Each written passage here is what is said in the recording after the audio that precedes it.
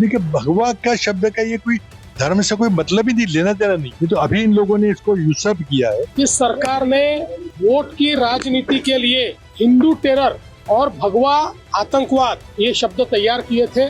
नमस्कार, आप देख रहे हैं भारत एक्सप्रेस और मैं हूं आपके साथ अक्षया पाठक। मुंबई का मालेगांव केस साल 2008 में हुए बहुचर्चित ब्लास्ट को लेकर 31 जुलाई को फैसला आया, जिसमें शामिल सभी 7 आरोपियों को बरी कर दिया गया।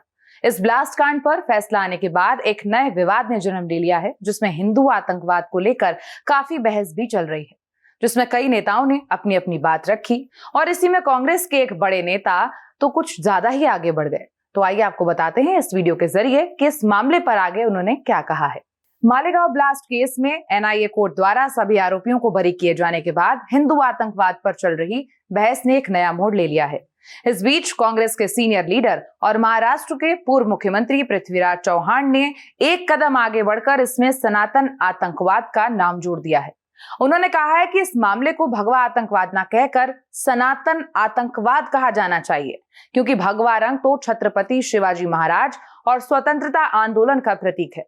दरअसल पूर्व मुख्यमंत्री पृथ्वीराज चौहान ने ये कहा था कि भगवा एक पवित्र शब्द है और इसका अपमान नहीं किया जाना चाहिए, इसलिए भगवा की बजाय इस घटना को सनातन आतंकवाद कहा जाना चाहिए। वहीं चौहान ने सवाल उठाया कि अगर केंद्र सरकार को लगता था कि इसमें शामिल सभी आरोपी निर्दोष हैं, तो 2014 में ही केस क्यों नहीं बंद किया गया। उन्होंने कहा कि बीजेपी की सरकार ने 11 सालों तक केस लड़ा और अब जाकर अदालत ने कह दिया कि इसमें कोई दोषी नहीं है। देखिए, भगवा का शब्द का ये कोई धर्म से कोई मतलब ही नहीं, लेना देना नहीं है। ये तो अभी इन लोगों ने इसको यूसर्प किया है, इनको पकड़ के उसका वोट के राजनीति में बदला है। भगवा शब्द तो छत्रपति शिवाजी महाराज का रंग है, जो स्वतंत्रता का प्रतीक है, हमारे वारकरी संप्रदाय का रंग है। आप किसी रंग को किसी धर्म के साथ मत जोड़िए। तो ये तो बात है कि क्या ये लोग हिंदू थे। अब साफ है कि जिनके खिलाफ मुकदमा चलाया गया था ये लोग हिंदू थे, और ये कहना कि हिंदू कभी आतंकवादी नहीं होता, मैं नम्रता पूर्वक बताऊंगा कि स्वतंत्र भारत का पहला आतंकवादी हमला नथुराम गोडसे ने किया था, महात्मा गांधी का मर्डर किया था। नथुराम गोडसे कौन से धर्म थे? अब कई आतंकवादी कार्रवाई देश में होती है। अब आप नक्सली बात करते हैं, मणिपुर में हत्या होती है, एलटीटीई ने करी थी, कौन से धर्म के लोग थे? देखिए, आतंकवाद का कोई मजहब नहीं होता, कोई धर्म नहीं होता, कोई जात नहीं होती। आतंकवादी आतंकवादी होता है, खूनी होता है, उसे सजा होती है। आपको बता दें कि पृथ्वीराज चौहान ने महाराष्ट्र के मुख्यमंत्री देवेंद्र फडणवीस पर भी निशाना साधा और कहा कि अगर उन्हें यह पहले से ही पता था कि सभी आरोपी निर्दोष हैं, तो उन्होंने पहले मुकदमा क्यों वापस नहीं लिया। फडणवीस ने एक दिन पहले ही कहा था कि कोई हिंदू कभी भी आतंकवादी नहीं हो सकता। वहीं एनआईए कोर्ट ने अपने फैसले में साफ कहा है कि आरोपियों के खिलाफ पर्याप्त सबूत पेश नहीं हुए, इसलिए उन्हें बरी कर दिया गया। चौहान ने कहा है कि यह कहना गलत है कि आतंकवाद का कोई धर्म नहीं होता।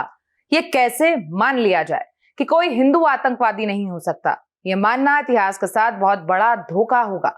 उन्होंने आगे ये भी कहा कि स्वतंत्र भारत की पहली आतंकी घटना महात्मा गांधी की हत्या थी और इस घटना को अंजाम देने वाले नाथुराम गोडसे भी एक हिंदू ही थे। ऐसे में किसी विशेष धर्म को आतंकवाद से कैसे अलग किया जा सकता है? अब वहीं इस मामले पर पलटवार करते हुए महाराष्ट्र के मुख्यमंत्री देवेंद्र फडणवीस ने कहा है कि मालेगांव ब्लास्ट के समय वर्तमान सरकार ने अपनी वोट बैंक की राजनीति को चमकाने के लिए हिंदू आतंकवाद और भगवा आतंकवाद जैसा शब्द गढ़ा। वहीं मुख्यमंत्री ने आगे ये भी कहा कि अदालत के फैसले के बाद सभी सच्चाई खुल के सामने आ गई। 2008 में हुई इस घटना को लेकर कांग्रेस ने हिंदुत्ववादी और राष्ट्रीय स्वयंसेवक संघ के पदाधिकारियों को टारगेट करने के लिए ऐसा षड्यंत्र रचा था।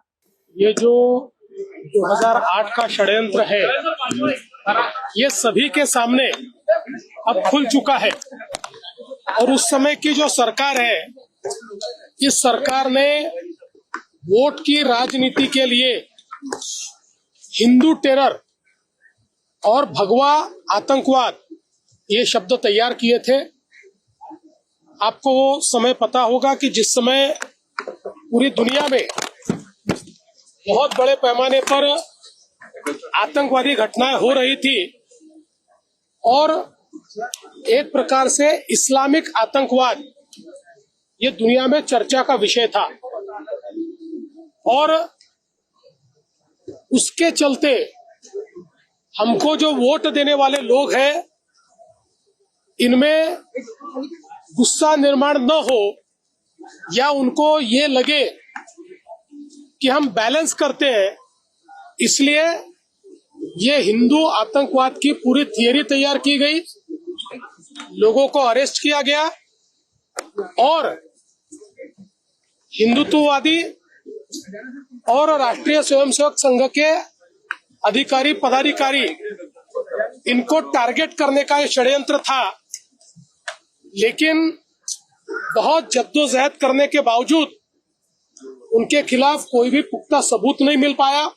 इस खबर पर आपकी क्या राय है, हमें कमेंट बॉक्स में जरूर बताएं और देखते रहिए भारत एक्सप्रेस।